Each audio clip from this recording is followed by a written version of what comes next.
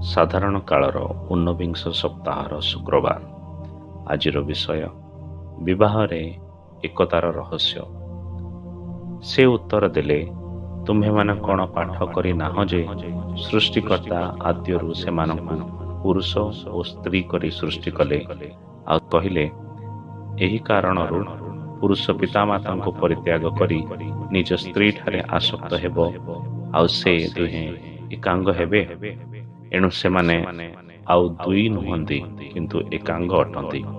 ଅତଏବ ଈଶ୍ୱର ଯାହା ସଂଯୁକ୍ତ କରିଅଛନ୍ତି, ମନୁଷ୍ୟ ତାହା ଅଲଗା ନ କରୁ। ଧାର୍ମିକ ବିତର୍କରେ ପଡ଼ିବା ପରିବର୍ତ୍ତେ ଈଶ୍ୱରଙ୍କ ଦୃଷ୍ଟିକୋଣରୁ ଯୀଶୁ ବିବାହ ବିଷୟରେ କହିବାକୁ ଚାହାନ୍ତି। ତାହା ହେଲେ ବିବାହ କ'ଣ? ଯେତେବେଳେ ଜଣେ ପୁରୁଷ ଏବଂ ସ୍ତ୍ରୀ ବିବାହ କରନ୍ତି, ସେମାନେ ଜୀବନ ପାଇଁ ଏକ ହୋଇଥାନ୍ତି। ଯୀଶୁ ଏହି ଏକତା ଉପରେ 4ଟି ଉପାୟରେ ଗୁରୁତ୍ୱ ଦେଇଛନ୍ତି। ପ୍ରଥମେ, ସେମାନେ ସାମାଜିକ ଭାବରେ ଏକ ହୋଇଥାନ୍ତି। ପିତାମାତାଙ୍କୁ ଛାଡ଼ି ଏକତ୍ର ଜୀବନ ଆରମ୍ଭ କରିବା ବେଳେ ସେମାନଙ୍କର ଦୁଇ ଜୀବନ ପରସ୍ପର ସହଭାଗିତାରେ ପ୍ରତିଶ୍ରୁତି ଦିଆଯାଇଛି। ଦ୍ୱିତୀୟରେ, ସେମାନେ ଏକାଙ୍ଗ, ସେମାନେ ଶାରୀରିକ ସମ୍ବନ୍ଧରେ ଏକ ହୁଅନ୍ତି। ତୃତୀୟ, ଦୁହେଁ ଗୋଟେ ହୁଅନ୍ତି। ଭାବପ୍ରବଣ ଭାବରେ ସେମାନେ ନିଜ ଜୀବନକୁ ଏକାଠି ବାଣ୍ଟନ୍ତି ଏବଂ ପରସ୍ପର ଉପରେ ନିର୍ଭରଶୀଳ ଏବଂ ଶକ୍ତିଶାଳୀ ଭାବରେ ନିର୍ଭର କରନ୍ତି। ଚତୁର୍ଥ, ସେମାନେ ଈଶ୍ୱରଙ୍କ ସହିତ ନୂତନ ନିୟମରେ ପ୍ରବେଶ କରନ୍ତି ଏବଂ ଆଧ୍ୟାତ୍ମିକ ଭାବରେ ଏକ ଅଟନ୍ତି, କାରଣ ଈଶ୍ୱର ସେମାନଙ୍କୁ ଏକ କରନ୍ତି। ବିବାହ ପ୍ରକୃତରେ ରହସ୍ୟମୟ ଅଟେ। ହଁ, ସ୍ୱାମୀମାନେ ହୁଏତ ଭାବିପାରନ୍ତି ଯେ ସେମାନଙ୍କର ପତ୍ନୀମାନେ ରହସ୍ୟମୟ ଏବଂ ପତ୍ନୀମାନେ ମଧ୍ୟ ନିଜର ସ୍ୱାମୀଙ୍କ ପରି ଭାବିପାରନ୍ତି, କିନ୍ତୁ ପ୍ରକୃତରେ ପ୍ରତ୍ୟେକ ବ୍ୟକ୍ତି ଏକ ପବିତ୍ର ରହସ୍ୟ ଏବଂ ବିବାହରେ ଦୁଇ ଜଣଙ୍କର ଏକତା ଆହୁରି ବଡ଼ ରହସ୍ୟ ଅଟେ।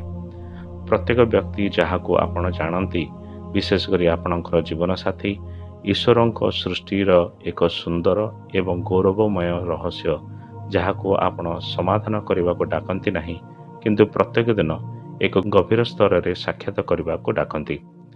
ସର୍ବଦା ନମ୍ରତା ରହିବା ଆବଶ୍ୟକ, ଯାହା ପତି ପତ୍ନୀଙ୍କୁ ପ୍ରତ୍ୟେକ ଦିନ ଏକ ନୂତନ ଉପାୟରେ ନିଜକୁ ଜାଣିବାକୁ ସକ୍ଷମ ହୋଇପାରିବେ, ଯାହାଦ୍ୱାରା ସେମାନେ କ୍ରମାଗତ ଭାବରେ ଅନ୍ୟର ଆନ୍ତରିକ ସୌନ୍ଦର୍ଯ୍ୟର ଏକ ଗଭୀରତା ଆବିଷ୍କାର କରିପାରିବେ।